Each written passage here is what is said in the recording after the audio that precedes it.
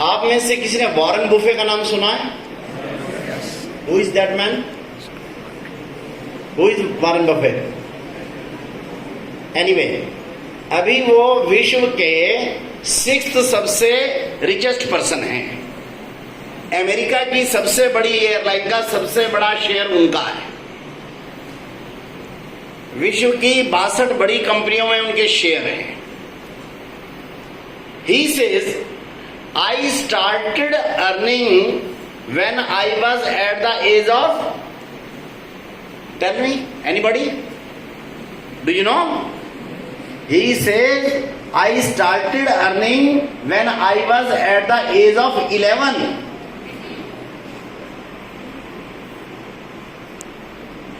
But what more? He says, आगे क्या कहते हैं वो?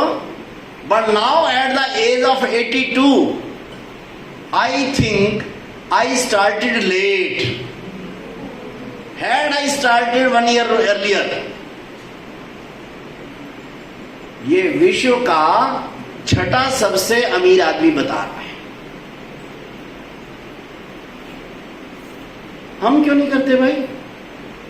यूरोप का सर्वे आया, 72% बॉयज एंड गर्ल्स क्रॉसिंग 18 साल से ऊपर करने के बाद वो अपना कुछ ना कुछ कमाई शुरू कर देते हैं।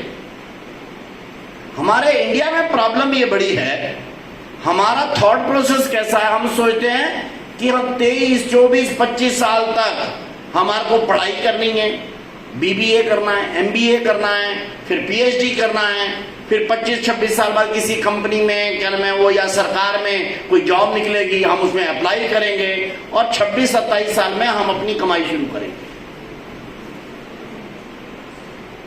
जबकि दुनिया भर का एक्सपीरियंस इसके अदरवाइज बोल रहा है। और केवल वॉरेन बफे नहीं, भारत की इंडस्ट्री के भीष्म पितामह किसको बोलते हो? इंडियन इंडस्ट्री का क्या नाम है फादर कौन माना जाता है? टाटा। अभी तो रतन टाटा है, लेकिन रतन टाटा के दादा हाँ Jamshed Tata. Tata group of industry की शुरुआत करने वाले जमशेद टाटा, उन्होंने आप जानते हैं कमाई कब शुरू की? 14 साल की उम्र में। जमशेद टाटा के फादर कोई अमीर आदमी नहीं थे, बहुत सिंपल गांव में दुकान करने वाले आदमी थे।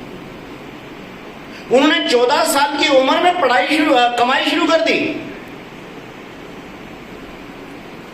आप लोग आजकल बहुत बड़े बिजी रहते हो इसके ऊपर, मोबाइल पे काफी बिजी रहना पड़ता है, इंपॉर्टेंट है बड़ा।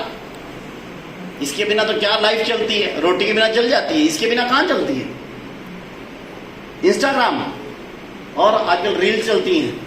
हाँ हाँ, वो एक लड़की के अंकल आपको ही पता नहीं होगा,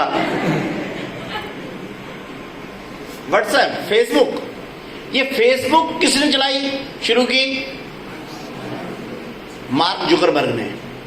और मार्क जुकरबर्ग ने जो इस समय पर 5th दुनिया का सबसे रिचेस्ट पर्सन है, उसने कौन सी उम्र में कमाई शुरू कर दी थी भाई? उसने 18 साल की उम्र में कमाई करना शुरू कर दिया था। भारत का रिचेस्ट यंग लड़का, जस्ट मैरिड इन 31 ईयर, दुनिया का 3rd यंगेस्ट वो क्या नाम है रिच है, क्या नाम है उसका? रितेश अग्रवाल, ओयो रूम्स वाला। ओयो रूम्स वाला रितेश भारत का यंगेस्ट बिलियनियर है। उसने कमाई कब शुरू कर दी थी? 18 साल की उम्र में। सचिन तेंदुलकर ने पाकिस्तान में 1st सेंचुरी कब बना ली थी? 15 साल की उम्र में। दुनिया में जितने सक्सेसफुल लोग रहे हैं, उनमें से बड़ी संख्या में आप देखेंगे 16, 17, 18 साल में उन्होंने अपने काम, एंटरप्रेन्योरशिप, व्हाटएवर जो भी करते हैं, दे स्टार्टेड।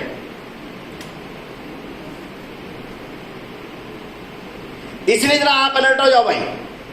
कोई मेरे से पूछता है अनएम्प्लॉयमेंट, भारत की अनएम्प्लॉयमेंट का समाधान क्या है? मैं कह इनका समाधान मोदी जी के पास, अमित शाह जी के पास नहीं है ना, क्योंकि मैं गया था पूछने के लिए उनके पास, आपके पास है? वो कहते नहीं है।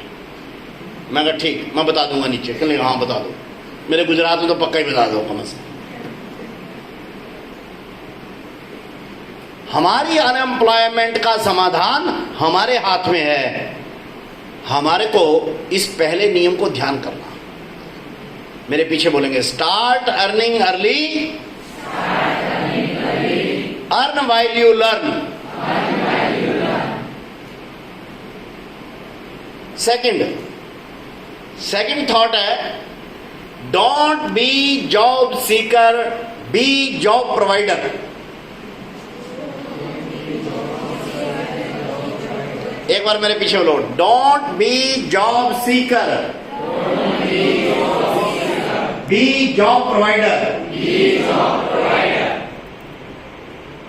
अभी अगर मैं हाथ खड़े किए, अभी जब हाथ खड़े करवाए मैंने, तो आप में से 30% लड़के लेकिन हाथ खड़े किए कि कौन अपना बिजनेस शुरू करने वाले। 70% ने तो नहीं किए।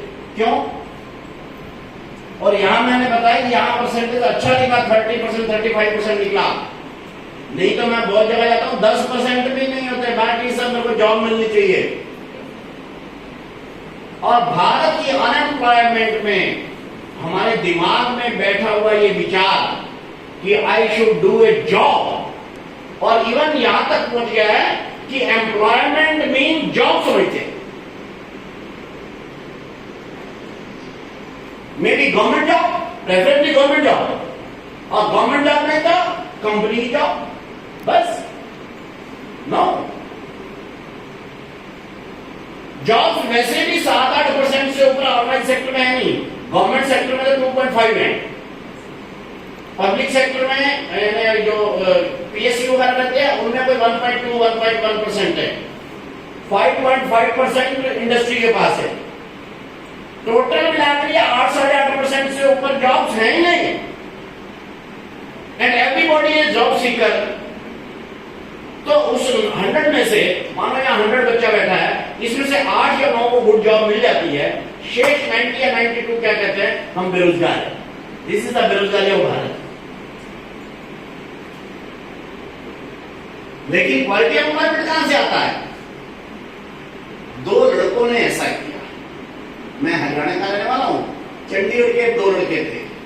एक का नाम था सचिन बंसल और दूसरे का नाम था बिन्नी बंसल। ये दोनों दिल्ली आईआईटी में पढ़ाई करते थे। दिल्ली आईआईटी में पढ़ाई करते हुए पढ़ाई में अच्छे थे, तो नेचुरली बात है, जैसे हम सबका है, उनके दिमाग में भी ये था हमारे को जॉब करनी चाहिए। ओके, जैसे ये फाइनल ईयर से निकले, उनको अमेज़न में गुड जॉब मिल गई, अच्छी जॉब मिल गई। दोनों ने वहां जॉब करनी शुरू की। लेकिन जॉब करने शुरू करने के 6-8 महीने बाद ही इनके दिमाग में आने लगा, अरे इतनी बड़ी कंपनी है, अमेरिकन कंपनी है, क्या बात है, ये अगर कर सकती है, ऐसी कंपनी हम अपनी नहीं खड़ी कर सकते। दोनों की फ्रेंडशिप हो ही नहीं थी। दोनों ने आपस में चर्चा करनी शुरू की। इन्होंने उसको स्टडी करना शुरू किया, कंपनी का सिस्टम क्या है, उनका सेलिंग वो एरिया क्या है, कैसे टेक्नोलॉजी यूज कर रहे हैं, कैसे ये क्या नाम ऑनलाइन ऑर्डर लेते हैं, क्योंकि उन दिनों में ऑनलाइन मार्केटिंग हमारे यहाँ प्रचलित नहीं थी। ये 1909-1910 के आसपास की बात है। इन्होंने इसको स्टडी किया काम करते हुए। लेकिन ये जॉब करने वाले, इनके दिमाग में जॉब प्रोवाइडिंग करने का, एंटरप्रेन्योर बनने का दिल दिमाग में आ गया। लगभग 1.5-2 साल बाद इन्होंने क्या किया, अपनी एक कंपनी चुपचाप रजिस्टर कर ली और पहली बुक्स का इन्होंने शुरू किया। बुक्स तो अपनी मोटरसाइकिल में पीछे बेल्ट बांधकर, बुक्स का ऑर्डर था, एक 40-50 बुक्स का ऑर्डर, ये डिलीवरी करने में खुद गए। पर धीरे धीरे करके जब इन्होंने अपने एंटरप्रेन्योर को फैलाना शुरू किया, इनकी कंपनी का नाम क्या बना, फ्लिपकार्ट। और केवल 11 साल में, 11 नहीं 9 में इन्होंने कंपनी स्टार्ट की, 8 में कंपनी स्टार्ट की, और 2017 में इन्होंने सेल आउट कर दी। केवल 9 साल में वॉलमार्ट को। कितनी की? भारत की नहीं, विश्व की आज तक की ई कॉमर्स कंपनी में सबसे बड़ी डील हुई 1,44,000 करोड़ रुपए की कंपनी बना। जब कोई जॉब सीकर से जॉब प्रोवाइडर बन जाता है, आज फ्लिपकार्ट के पास सारे देश के अंदर 1.25 लाख डायरेक्ट एम्प्लॉय है। डायरेक्ट कहां ये दो अपने 70-80 हजार रुपए की जॉब पर लगे थे, आज ये 2.25 लाख लड़के लड़कियों को 2-2, 5-5 लाख की नौकरियां दे रहे हैं। जब आप जॉब सीकर से जॉब प्रोवाइडर की मेंटेलिटी पर आते हैं तो आप खुले आकाश में आए।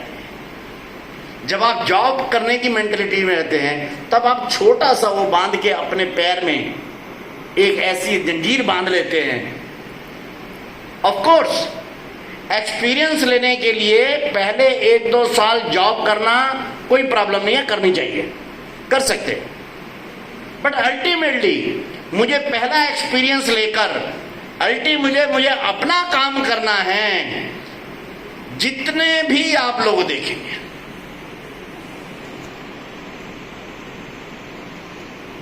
एक बड़ा उदाहरण बताता हूं। विश्व में सबसे पहली $1 ट्रिलियन की कंपनी कौन सी बनी, किसी को मालूम है? $1 ट्रिलियन की। अभी कुल मिला के 4 कंपनियां, 4 है या 5 है। सबसे पहली $1 ट्रिलियन की कंपनी कौन सी बनी? Apple computers. कौन सी बनी? अरे बोलते भी नहीं हो, कौन सी बनी? Apple computers. इस एप्पल कंप्यूटर को बनाया किसने? हैं? स्टीव जॉब ने। ये स्टीव जॉब ने कहां से बीबीए किया था? अहमदाबाद के जे इंस्टीट्यूट। कौन सी, क्या नाम है अपने इंस्टीट्यूट का? हैं? जे इंस्टीट्यूट। तो स्टीव जॉब ने अहमदाबाद के जे इंस्टीट्यूट से बीबीए किया था। एम आई राइट? ठीक है ना?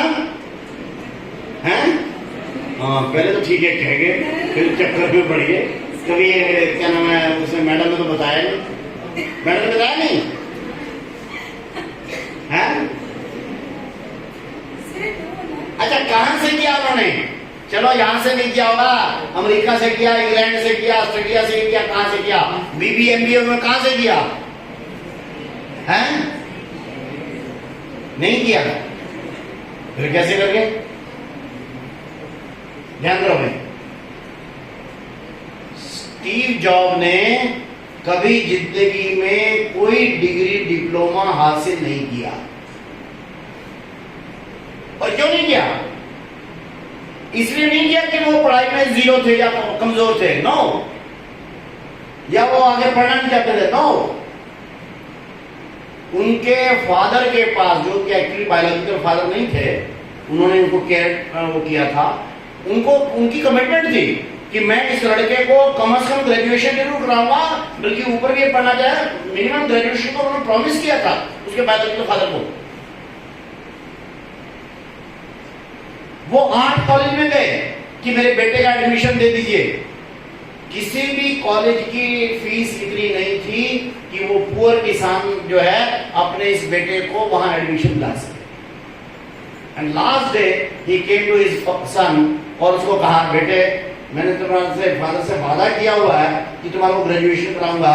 मेरे पास 1.5 एकड़ जमीन है, 1.5 एकड़ जमीन है, उसको मैं बेचकर कर सकता हूँ, अन्यथा तो मैं फीस नहीं दे सकता।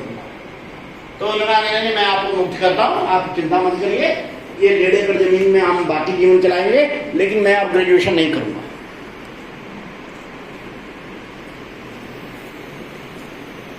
लेकिन मैं ये पढ़ाई करके जॉब सीकिंग की मेंटेलिटी में भी नहीं रहूंगा। और उसने क्या किया, वहीं पर ही उनके फादर के क्या नाम है, एक फ्रेंड की गैराज पड़ी हुई थी बंद, उससे जाकर रिक्वेस्ट करी, उस गैराज में बंद पड़ी गैराज में जाकर उन्होंने ट्रांसफार्मर ठीक करने का काम शुरू किया। और धीरे धीरे कैसी सक्सेस स्टोरी की कि 52 इयर्स की आयु में तो स्टीव जॉब की मृत्यु हो गई, लेकिन 52 ईयर की मृत्यु से पहले वो विश्व को, भारत की नहीं विश्व की सबसे बड़ी, सबसे प्रसिद्ध, सबसे टेक्नोलॉजिकल एडवांस कंपनी दे गए, एप्पल कंप्यूटर्स। क्योंकि Steve Jobs was never a job seeker. Now तो जब हमारे दिल दिमाग में I will not be a job seeker, I will be a job provider, I will be entrepreneur, I will be a big startup का खड़ा करने वाला, then it will create wealth.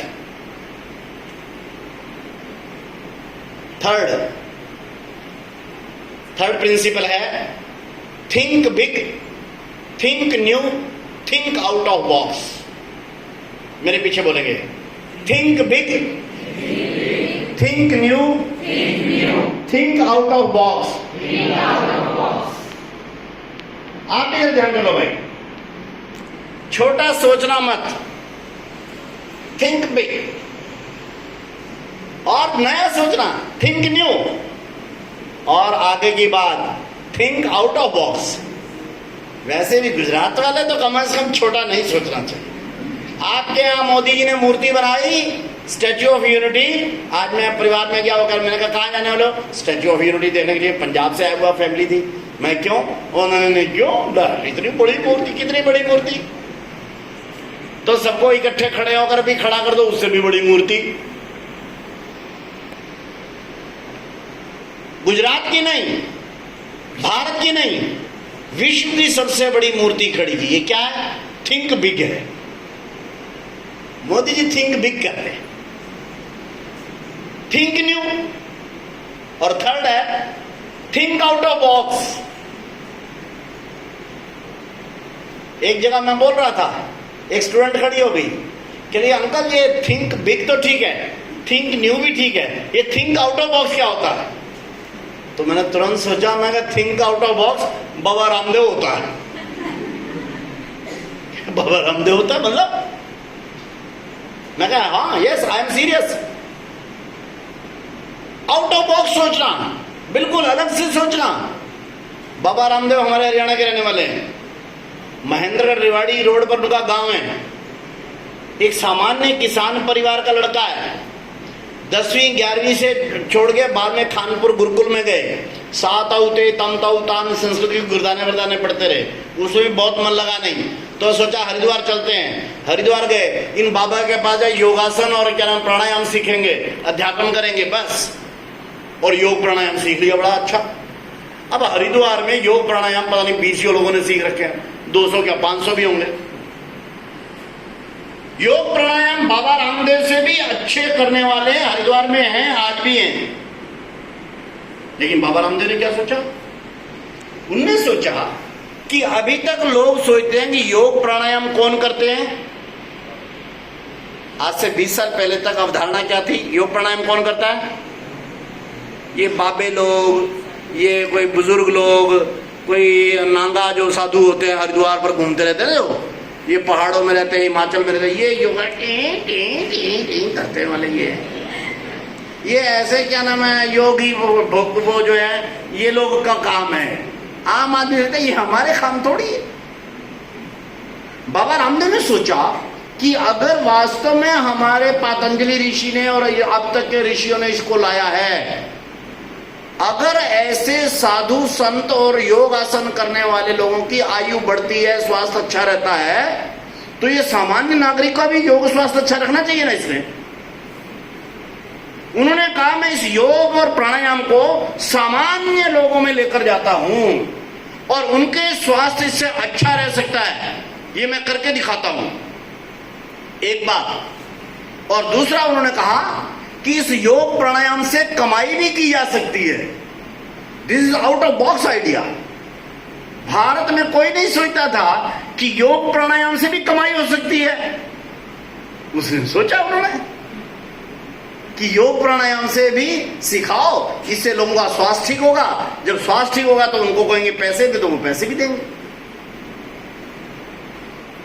इस आउट ऑफ बॉक्स थिंकिंग के कारण से आज बाबा रामदेव की जो कंपनी है पतंजलि, उसका वैल्यूएशन कितना है मालूम है? बाबा रामदेव की कंपनियों का वैल्यूएशन है, रुचि सोया को तो टेक ओवर करने के बाद इस समय पर 40,000 करोड़ रुपया।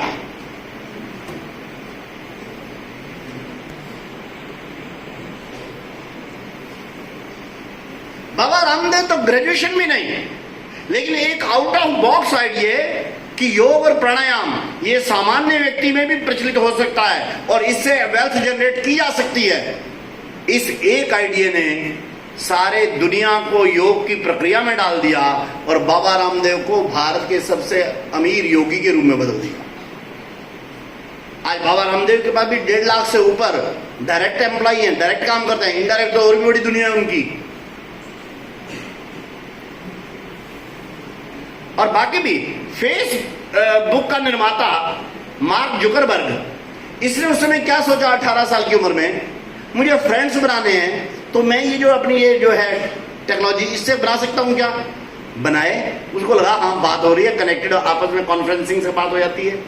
तो कॉन्फ्रेंसिंग को अगर और बढ़ा किया जाए और हो जाती है, और अगर कॉन्फ्रेंसिंग को अगर उपयोग किया जाए और इसको कमर्शलाइज किया जाए तो फ्रेंडशिप की लोगों को जरूरत है और टेक्नोलॉजी का प्रयोग करके फ्रेंडशिप बढ़ाई जा सकती है और उससे कॉमर्स किया जा सकता है। इस आउट ऑफ बॉक्स आइडिया ने मार्क जुकरबर्ग को दुनिया का 5वां सबसे अमीर आदमी बना दिया।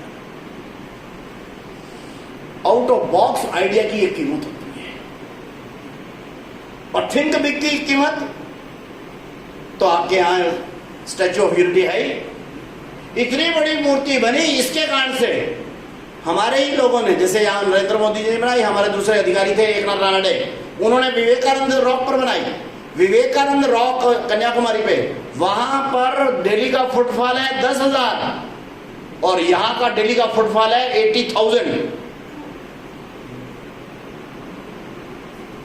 जब आप think big, think new, think out of box पर आते हैं, ओह आप कैसी वेल्थ जनरेट करते हैं।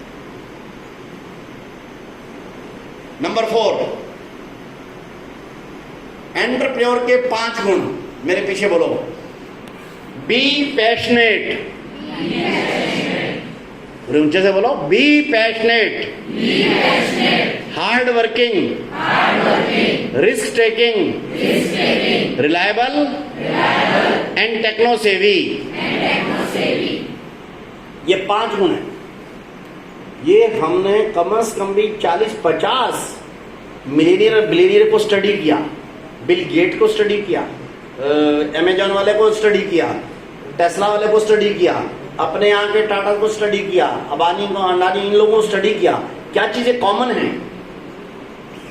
दे are passionate, they are hard working, they are risk taking, they are reliable and techno savvy. ये कॉमन इनके फैक्टर हैं।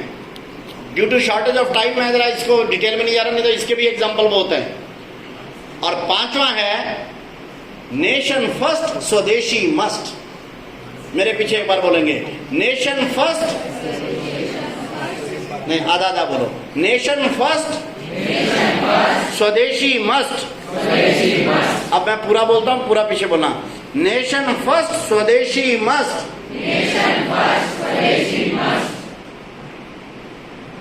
नेशन को फर्स्ट रखना, स्वदेशी मस्ट रखना, क्योंकि हमारे को केवल अपने को वेल्थ के, अपने को केवल रोजगार युक्त करना, अपनी केवल कमाई तक नहीं सोचना।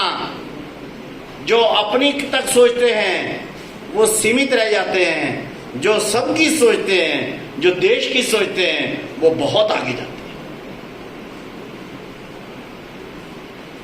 इसलिए जिंदगी में कभी भी नेशन सेकंड नहीं रखना, नो, सेकंड सेल्फ को रखना।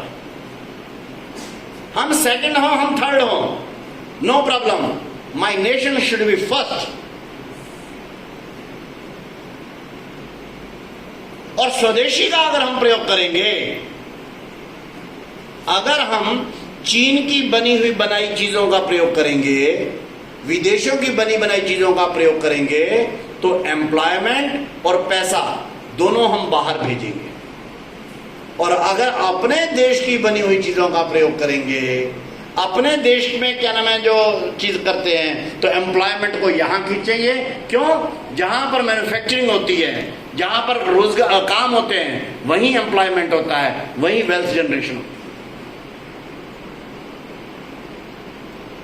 ये 5 आइडियाज, ये जो आप लोग यहां बैठे हो ना, ये आप लोग जरा सोच लीजिए, ये मैंने भाषण करने के लिए नहीं वो किए ना, ये आप जैसे जो स्टूडेंट, जो बडिंग स्टूडेंट्स हैं, जो आ रहे हैं, जिनको अपने उसका भी आना है जीवन में, उनको जो आगे पहुंच गए उनके निष्कर्ष के रूप में बताएं। और ये करते हुए अगर हम आगे बढ़ते हैं तो मैं पक्की गारंटी के साथ कह रहा हूं, ये स्वदेशी की गारंटी है कि हम ना केवल अपने पर्सनल लाइफ में एक सक्सेसफुल पर्सन होंगे, अपनी फैमिली को हम खुशहाल कर पाएंगे, अपनी सोसाइटी को कर पाएंगे और भारत को विश्व का सिरमौर देश बना पाएंगे। इसलिए हम सब आज जब यहां बैठे हैं, इन दिनों में हम उद्यमिता दिवस और उद्यमिता दिवस के कार्यक्रम मना रहे हैं। हमारे यहां पर स्टार्टअप एज ए कल्चर कैसे विकसित हो, इसके ऊपर काम कर रहे हैं। एंटरप्रेन्योरशिप कैसे जनरल लड़के लड़की का थॉट प्रोसेस हो, इस पर हम काम कर रहे हैं। हम सब यहां इस जीजे कॉलेज के कैनमेन स्टूडेंट्स भी जरा तैयारी कर लें। I am not against the jobs, no, किसी को जॉब मिलती है, अच्छी जॉब मिलती है, करना चाहिए, it is not a bad thing, no, लेकिन ये एम्प्लॉयमेंट का छोटा रूप है। Best way of life, best way of entrepreneurship, that is only entrepreneurship, that is startup, whatever जिसको जो मर्जी नाम हो। इसलिए हमारे को, क्योंकि भारत को विश्व का सबसे ऊंचा देश बना, अभी जी तो मोदी जी ने पार्लियामेंट में घोषणा की कि मेरे अगले टेन्योर में 3rd लार्ज, अभी हम 5th लार्जेस्ट इकोनॉमी है दुनिया की, अभी हम 3rd बन जाएंगे। मैंने क्या चीज है, आप तो बिग वाले आदमी हो, आप 3rd क्यों बोलते हो? फोन करके पूछा 3rd क्यों बोलते हो? कहते मैंने इलेक्शन लड़ने होते इसलिए 3rd बोल रहा हूं। लेकिन वास्तव में हमारे को भारत को विश्व का सबसे प्रथम देश बनाना है। क्या चाइना, क्या जापान, क्या यूएस, क्या बाकी सब, उनको गरीब नहीं करना, नो, हम पॉजिटिव वे में सोचते हैं। हमने भारत को, क्योंकि हम लगातार रहे हैं, 1500 साल तक रहे हैं हम, अंग्रेजों की लूट के कारण से जरा प्रॉब्लम हो गई, अब हम 60-70 साल हो गए, अब आपको आजाद हुए, अब हम फिर से अपने उस पर आने वाले हैं, क्योंकि एंटरप्रेन्योरशिप ये हमारे डीएनए में है। इसलिए हम तो उसके वाले, ये जो जॉब की मेंटेलिटी है कि अंग्रेजों ने हमारे अंदर डाली, क्योंकि उनको यहाँ नौकर चाहिए थे, कुछ अंग्रेजी बीट करने वाले, इसलिए जॉब का कंसेप्ट उन्होंने यहाँ डाला जो आगे तक चल गया। नो, अब हमारे को वापस अपने डीएनए पर आना है, और हम हैं ही, हम इसलिए इतनी तेजी से ग्रो कर रहे हैं। और आप सब लोग तो एक बहुत अच्छे इंस्टीट्यूट में पढ़ रहे हो भाई। मैं तो थोड़ी देर के लिए आपकी प्रिंसिपल मैडम से मिला हूं, तो मैं उनको बातचीत से मुझे अंदाजा लग गया कि उनका लेवल बहुत अच्छा है, और आप लोग इस सारे अच्छे बीबीए के कोर्स में पढ़ रहे हो। हम सब लोग मिलकर न केवल भारत की बेरोजगारी को दूर करेंगे, बल्कि भारत को विश्व का एक सबसे उत्तम, सबसे प्रसिद्ध, सबसे समृद्ध देश बनाने में भी कामयाब होंगे। हम सब लोग मिलकर ये संकल्प करें। आज इतना पर्याप्त आपने ध्यान से सुना, आप लोगों का बहुत बहुत धन्यवाद। जय स्वदेशी, जय भारत।